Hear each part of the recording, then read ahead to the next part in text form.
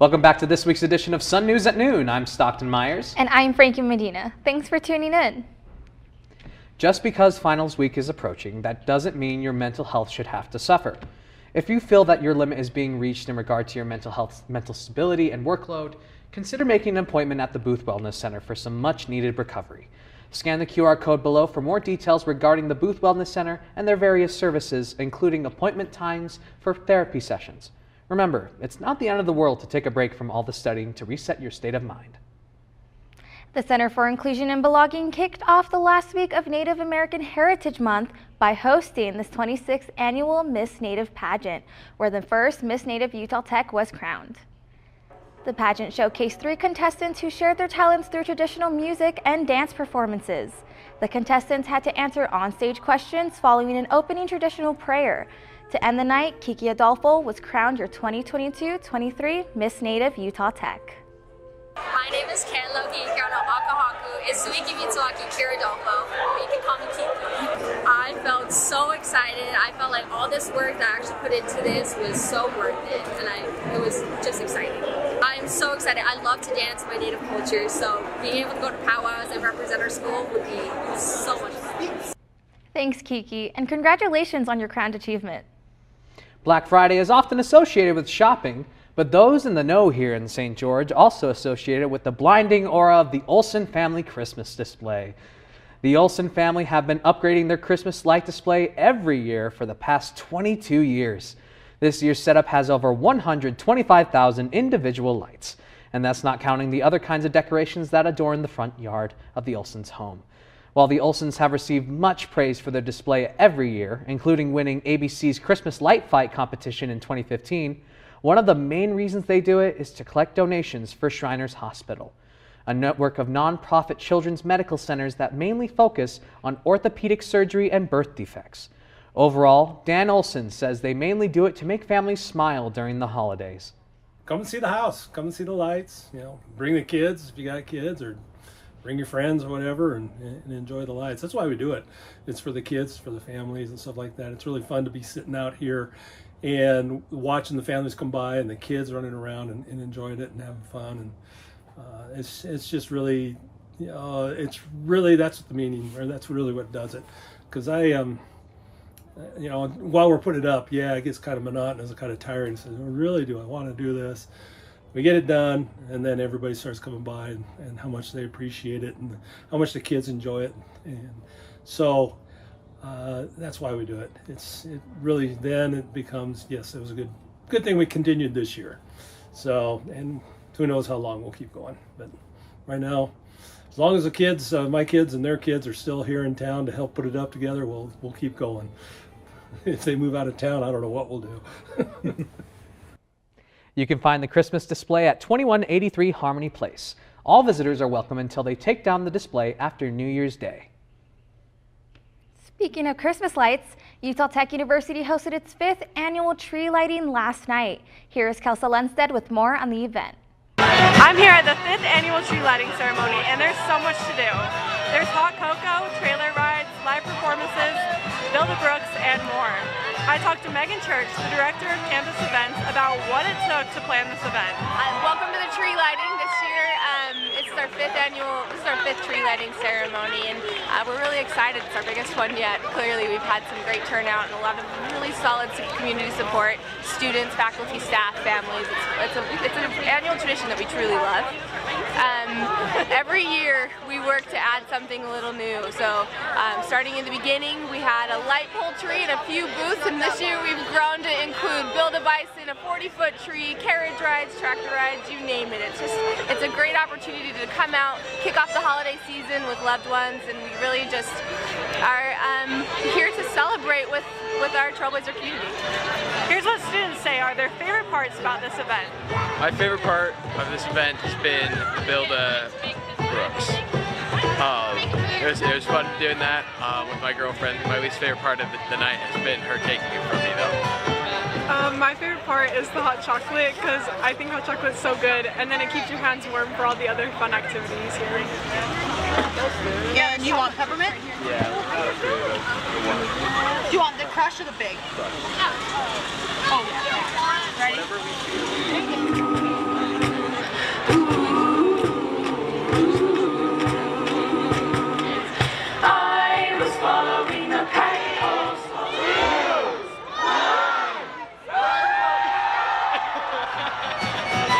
News, I'm Kelsey Lundstedt. It's a time we have all been waiting for. The St. George Christmas Village is making their appearance in town. This will give everyone in St. George a chance to ice skate, go on train rides, and meet Santa. This event is being held at Red Cliffs Mall, and you can scan the QR code below for hours of operation and ticket prices. You won't want to miss the memories you will make at Santa's Christmas Village. Now, Frankie, correct me if I'm wrong, but I think Christmas might be around the corner. I think you're right, Stockton. One thing I forgot to mention about the Olsen's house, you saw the Grinch make a cute little cameo right there. I did. He stands like a statue in front of the house and will actually actively try to scare drivers by. So if you drive by it, be aware that there might be a little bit of a Grinch coming your way. That scares me just a little bit, so I don't think I'll be making a visit anytime soon. After the break, we would check in with Stockton to see what's new in the world of entertainment. Still go see it. Last week, Brandon met a girl on a dating app. One day after work, he finally found the courage to ask her out. No answer. He started to panic. Was he being too pushy? Maybe it was too Sorry I didn't respond. I was driving. I would love to go on a date. How does tonight sound? Brandon tried to play it cool, but inside he knew. A girl so smart, so responsible. She must be a keeper.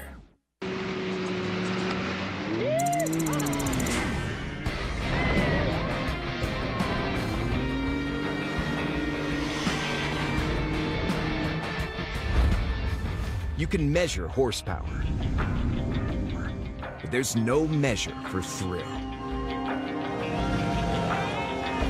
The land of exhilaration is calling. Rise to it. Jordan knows he shouldn't eat this entire bowl of nachos, but tonight he's earned that right. Because a few hours ago, in the middle of happy hour, he recognized a sign. Not from the gods or a bolt of lightning, but from a double heart, a kissy face, and a fourth ha in ha ha ha. That's when Jordan knew he was buzzed. So when it was time to go, he got a ride home instead of driving. Be a legend like Jordan. Recognize your buzzed warning signs and get a ride home. Buzz driving is drunk driving.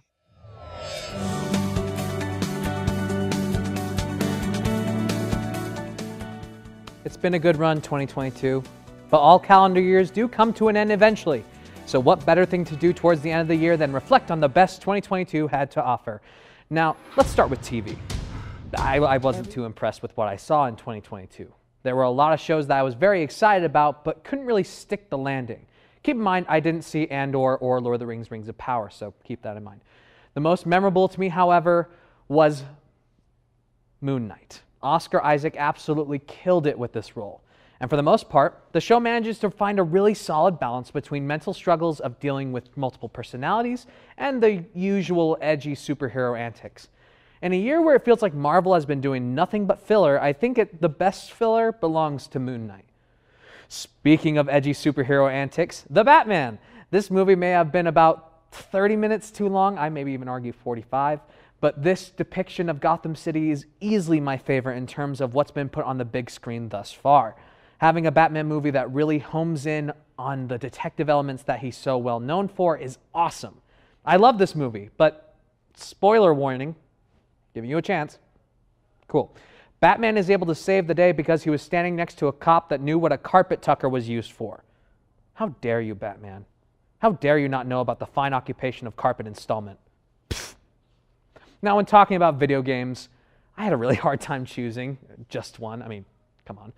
Kirby and the Forgotten Land was one of my favorite platformers in years. God of War Ragnarok made me cry like I was bathing in freshly chopped onions. And poor Horizon Forbidden West. It was a really good game about fighting robot dinosaurs and bald guys in tacky spacesuits. That's really good out of context. But it came out at the wrong time. It released a week before my favorite game of the year. Elden Ring is special. It's the result of a developer who knew they could do the same thing until the end of time and people would be happy. But they didn't go that route. They decided to make one of the best open worlds I've ever seen in a video game. You could barely walk 5 minutes without something interesting catching your eye. The developer From Software is notorious for making their games hard as diamond. With Elden Ring, though, I didn't feel like I had to beat my head against a wall for an hour to make progress.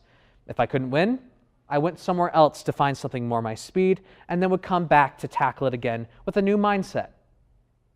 Funny. That's like the perfect advice for finals week. It's fun to reflect, but it's also fun to anticipate what's next. I'll be talking about what's to come in 2023 next week.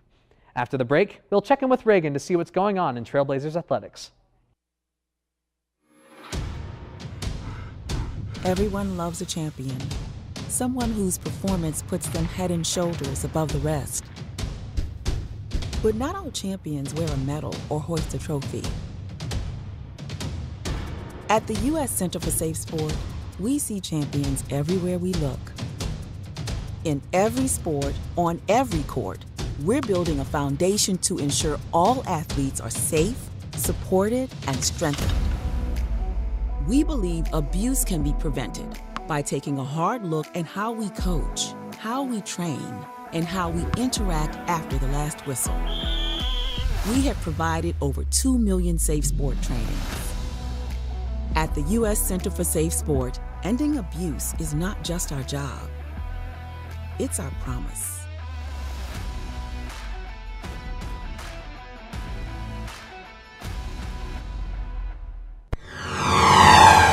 Welcome back, Trailblazers. Let's dive into everything Utah Tech athletics. Breaking ankles and breaking records. The Utah Tech women's basketball team is off to a great start with a 4-2 record. The team dominated the University of La Verne with the school record score of 112-61 Saturday. And it doesn't stop there. Game leader and senior guard Brianna Gillen recorded 13 assists, breaking the standing school record of most assists in a single game. With an average of 11.7 three-pointers per game, the Trailblazers are now ranked first in the nation for their work behind the three-point line. They are also ranked the 10th scoring offense in the nation with an average of 89.2 points per game. The team will be battling Texas A&M Commerce at the Burns Arena this Saturday. Coming up, men's basketball will have their first taste of in-state rivalry this season, starting tonight in Logan against Utah State for the first time ever. The Trailblazers will then head to Ogden to face off against Weber State. Utah Tech has only played against the Wildcats once, losing to Weber State this same weekend last year. And we might as well tear the record book to shreds, because Utah Tech women's swim team don't just break, but shattered 17 school records at the Trailblazer Invitational last weekend. Highlights included team races such as the 400 medley relay, which earned a time of 3 minutes and 42 seconds, the 200 medley relay at 1 minute and 42.09 seconds, and the 400 free at 3 minutes and 25.27 seconds. Junior Pia Murphy broke 3 school records alone: the 100 fly, 100 back, and 100 back and 200 back. Maria, along with 3 of her teammates, sophomore Allie Boynton, junior Skylar Lyon, and junior Genevra Molino, are currently in North Carolina for the U.S. Open this weekend that will run through Saturday. Football season has officially come to a close. Utah Tech put up a fight against BYU in their first half, but fell to the Cougs 26-52. Quarterback Victor Gubales threw for 340 yards and 3 touchdowns, marking the 3rd time in his last 4 starts he threw for 300 yards or more. After the break, Zoe Hansen and I will be back with more on Trailblazer football. Hey there, Trailblazers. I hope you're enjoying these fine tunes on this afternoon. We're at the top of our hour and we have more music on the way, so stay tuned. If the character is moving too fast for their stride,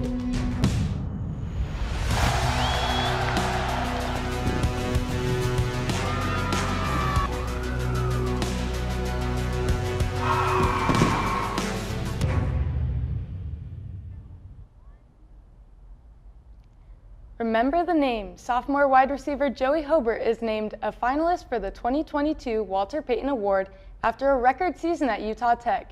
The Walter Payton Award is known as the Heisman Award of the NCAA Division I FCS level and is awarded to the top offensive player of the year at that level.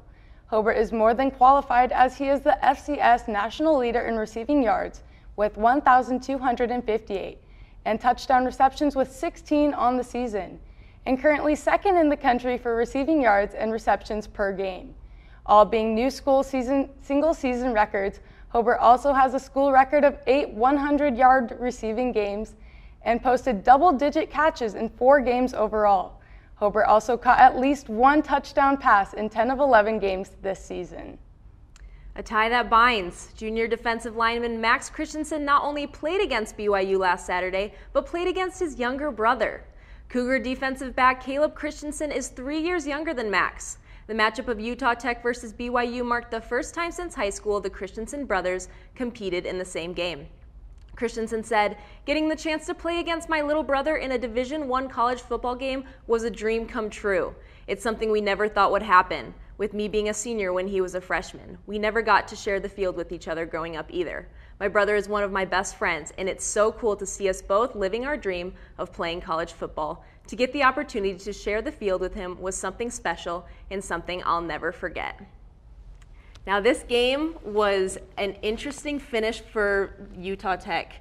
We saw lose this game, but we also saw a lot of growth. They came off of a 3-game win streak, which marked them 4-7 for an overall record. What did you think about the game? I think there's a lot to unpack. I mean, BYU is a big name, and being able to play BYU was amazing. And in the first half, we definitely showed that we can compete with those higher-up schools. We gave them a run for their money, definitely, in that first half. For sure. The first half was definitely interesting. We did take the lead 6-0 just in the first quarter, and I honestly think it kind of shook everyone. I think BYU was surprised. I think we were surprised as fans. Maybe the team was surprised, but they did really good. I don't think the loss ultimately affected them in a negative way. I think, if anything, it just proved that they're on their way to matching up with that level. I agree. I think it definitely shows where we can be at next season. And just to have, I don't know, just to be able to compare to BYU just in that first half is definitely not a loss in our book. Yes, for sure. And Coach Peterson said a similar thing on Twitter. I loved it. He said, "I love the fight and the grit of the boys' final game of the season. Proud of them and what we are building, and the future is bright in St. Geezy." And I couldn't agree more. I mean, I just see this as a building block. We've been transitioning to D1. This year, we were not able to qualify. We weren't eligible for postseason play. We didn't have the record for it anyway, but I think we're there next year, and we've proved ourselves, and we proved that we can compete against those big names. Definitely. You mean, even compared to last season, we're already improving, and just ending the season with BYU is something that we can look forward to next season. I'm excited. Peterson's excited. I think the team's excited. There's a lot to look forward to. Frankie, Stockton, let's hear from you guys. What are you thinking? So going off of what you said, Reagan, I think that this season has had a lot of peaks and valleys. But I will say that the peaks are definitely more high than we had last year, which last year was just depressing. So I think it's a really nice improvement to see such growth. I definitely see that too. I mean, I saw myself going to more football games this year, and I saw a lot of improvement from the guys, and I was really proud. Especially, I'm going to come back to the homecoming game. Running on that field was just probably the highlight of the semester so far. It was a great feeling. I can't even imagine how the guys feel. I liked what you mentioned, Frankie. There's a lot more school pride, I think, involved this year. I didn't see it as much last year. I think people were really acknowledging our record and how we were struggling. But this year, you can see it. You can tell that everyone's excited about this team and what the future brings. So I'm excited. That's it for this week's edition of Sun News at Noon. I'm Frankie Medina. We'll see you here next week, same time, same place. Have a great week, Trailblazers.